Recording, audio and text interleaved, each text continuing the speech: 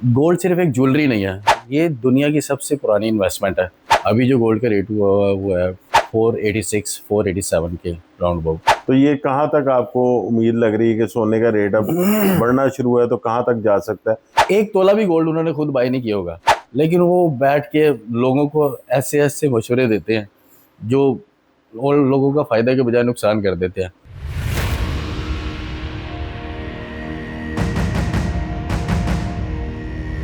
अस्सलाम वालेकुम नाजरीन, मैं हूं आपका मेज़बान नुमान शेख। आप देख रहे हैं एक्सप्रेस एक्सक्लूसिव। नाजरीन, जंगी हालात में सोने की कीमतों में मुसलसल उतार चढ़ाव देखने में आया। एक दफ़ा फिर सोने की कीमत जो है उसमें इजाफा हो रहा है। ये इजाफा कहाँ तक हो सकता है, इसके पस पर्दा क्या वजूहात हैं, इन सब पर बात करने के लिए मेरे साथ मौजूद हैं मारूफ जूलियर जनाब अशफाक भट्ट साहब। अशफाक भट्ट साहब, बहुत शुक्रिया आपके वक्त का। Thank you. इस वक्त सोने का रेट क्या जा रहा है और कितना बढ़ा है ये कितने दिनों में? बिस्मिल्लाहिर्रहमानिर्रहीम, अस्सलाम वालेकुम। इस वक्त गोल्ड का रेट नुमान भी जा रहा है 4,86,000, जो कि पिछले 2 दिनों में तकरीबन 10,000 इंक्रीज़ हुआ है। उससे पहले जा रहा था 470 475 के राउंड अबाउट। अभी जो गोल्ड का रेट हुआ है 486 487 के राउंड अबाउट। तो ये कहाँ तक आपको उम्मीद लग रही है कि सोने का रेट अब बढ़ना शुरू हुआ है तो कहाँ तक जा सकता है? क्योंकि एक दफ़ा सोने ने बहुत बड़ी जंप ली थी, कोई 590 तक पहुंच गया था, फिर वापसी हुई, तकरीबन 1,20,000 पे बिल्कुल अब कम सही हुआ। है। तो अब क्या लग रहा है कहाँ तक जा सकता है? देखिए नुमान भाई, गोल्ड सिर्फ एक ज्वेलरी नहीं है, ये दुनिया की सबसे पुरानी इन्वेस्टमेंट है। जब भी दुनिया में अनसर्टेनिटी बढ़ती है ना, लोग डॉलर, स्टॉक्स, कैपिटल से पैसा निकाल के गोल्ड की तरफ आते हैं। तो यूएस से ईरान कॉन्फ्लिक्ट की वजह से आपने देखा ही है कि ऑयल प्राइसेस कितनी ऊपर गई हैं। तो जब ऑयल एक्सपेंसिव होता है और मार्केट में अनसर्टेनिटी बढ़ती है, तो इन्वेस्टर्स क्या करते हैं, लोग अपना पैसा निकाल के ऑयल में डाल देते हैं। और जब आपको पता है कि जो मिडल ईस्ट है वो सबसे बड़ा ऑयल प्रोडक्शन का कंट्रीज़ है, या फिर जब स्टेट ऑफ हॉर्मस इफेक्ट होता है, जब इसी तरह की वजह से ना ग्लोबल इकोनॉमी जो है वो प्रेशर में आ जाती है। तो आपको ये भी पता है कि पूरी दुनिया की 20% ऑयल सप्लाई जो है वो स्टेट ऑफ हॉर्मस से गुजर के जाती है। तो अभी पूरी गल्फ रीजन की जो स्ट्रेटजी है ना, वो इस वक्त इसी पे डिपेंडेंट है।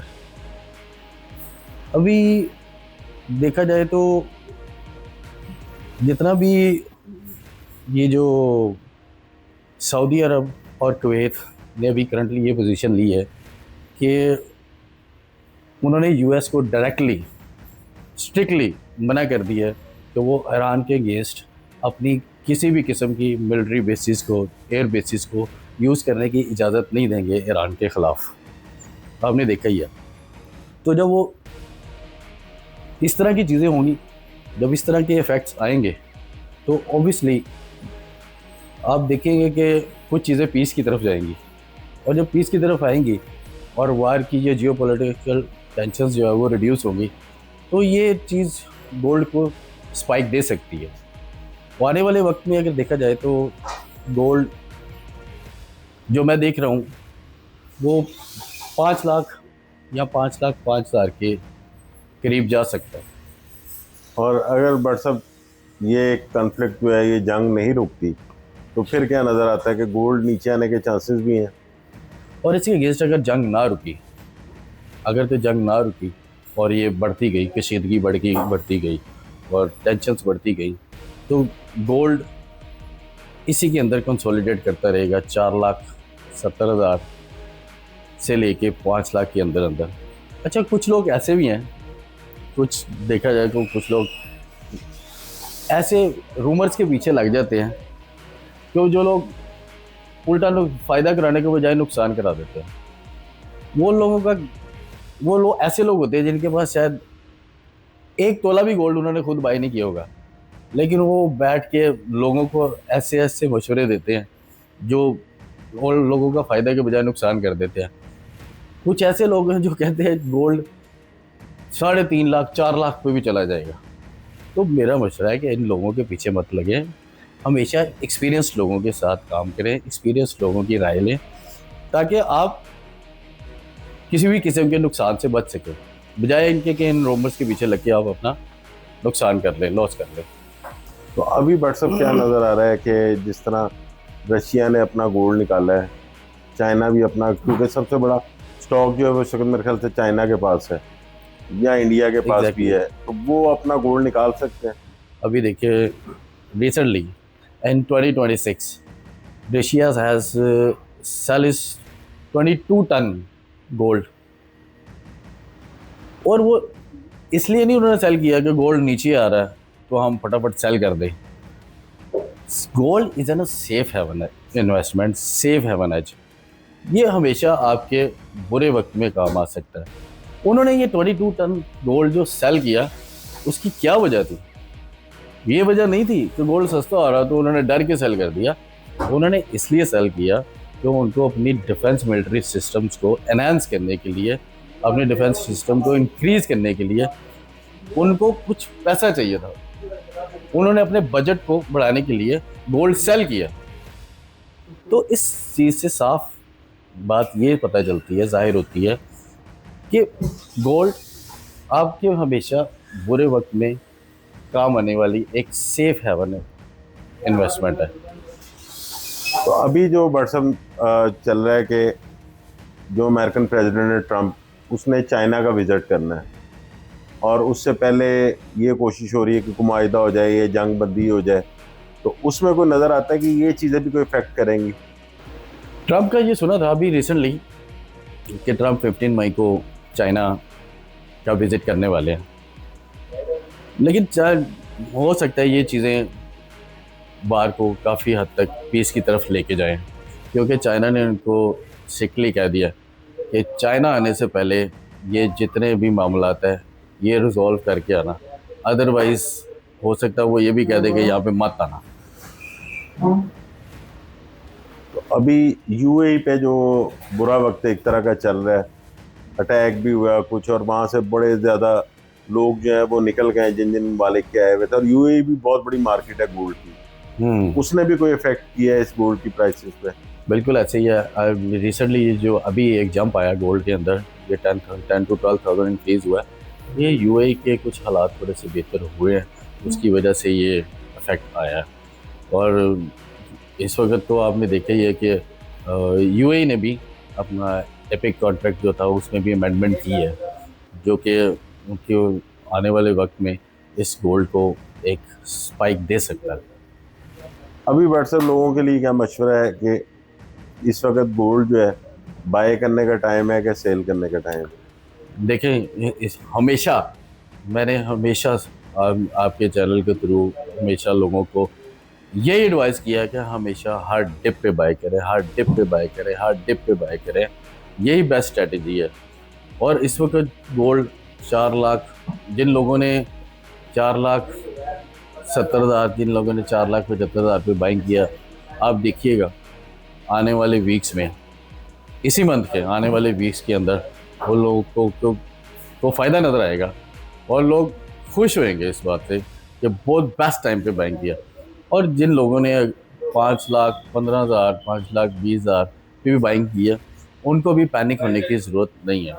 इंशाल्लाह वो भी फ़ायदे में जाएंगे।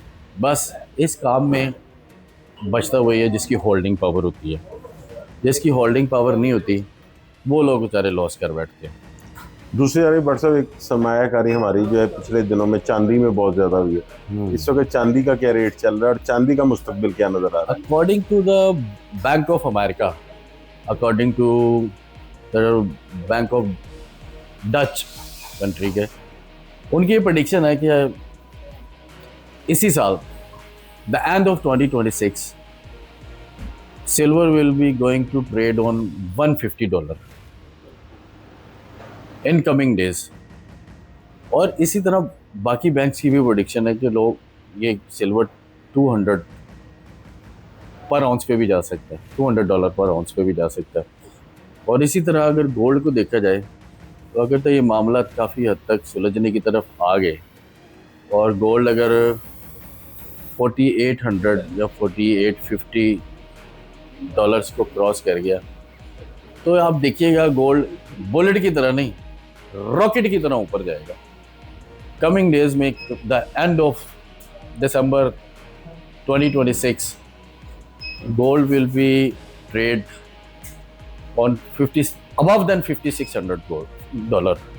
और अब पाकिस्तानी रुपीस में कैलकुलेट किया जाए तो मैं ये कहूँगा कि 6 लाख से पहले गोल्ड बेचना बेवकूफ़ी है। आप देखिएगा कि ये गोल्ड 6 लाख पे ट्रेड होता हुआ नजर आएगा। बहुत अच्छा। बट सर आखिर में ये भी बता दीजिएगा, एक वो लोग भी थे जो कि सोने और चांदी में इन्वेस्ट नहीं कर सकते थे, उन्होंने तांबे में इन्वेस्टमेंट शुरू कर दी अपनी, और तांबे की हमने मार्केट में देखा कि वो ईंटें बकायदा फरोख्त हो रही। तो ये कोई कह लें कि तोलों या 1-1 किलो ईंट रखने वाले को भी कोई फायदा अच्छा, ये होगा? आपने बड़ा अच्छा सवाल किया। बहुत से लोग इस तरफ शिफ्ट हो रहे हैं कि हम कॉपर बाय करते हैं, कॉपर के बिस्किट्स बाय करते हैं। अब वो देखो, लोग जो बाय कर रहे हैं वो just for the purpose of investment by कर रहे हैं, क्योंकि जिन लोगों ने बाइंग करनी है उन्होंने यूज़ पर्पस के लिए तो बाइंग नहीं करनी हो। अब मार्केट में 1 kg के बिस्किट्स जो है वो लोग बाय कर रहे हैं 8000 पर kg, 7000 पर kg के हिसाब से। बट जब जो लोग बाय कर रहे हैं उन लोग को ये चीज़ नहीं पता कि जिससे बाय कर रहे हैं, क्या आपने उससे ये क्वेश्चन किया कि अगर हम ये सेल करेंगे तो आप कितने में बाय करेंगे? जब वो लोग उनसे सवाल करेंगे ना, तो वो लोग जो सेल कर रहे हैं वो लगेंगे सॉरी हम बाइंग नहीं कर रहे। तो फिर आपको बाइंग करने का क्या फ़ायदा? जब वो लोग सेलिंग करने आएंगे, जो बेचने वाला वो ही नहीं खरीद रहा, तो आपको इन्वेस्टमेंट करने का क्या फ़ायदा? तो इसलिए कॉपर से अभी थोड़ा परहेज़ करें। हाँ, जो सबसे सॉलिड इन्वेस्टमेंट है वो है गोल्ड और सेकंड सिल्वर। इसलिए आप ज़्यादा उन पर डिपेंडेंट रहें, बजाय कि आप copper, platinum and extract metals के ऊपर आप डिपेंडेंट रहें। जिस तरह आपने सोने का बताया, आखिर में चांदी का भी रेट बता दें, पाकिस्तानी रुपयों में कहाँ तक जा सकता और इस वक्त क्या रेट है इसका? ये जैसे ही गोल्ड में जंप आया उसकी वजह से आपको पता है gold and silver are connected. तो लास्ट वीक में गोल्ड का सिल्वर का रेट जा रहा था 8200, और आज सिल्वर का रेट हुआ है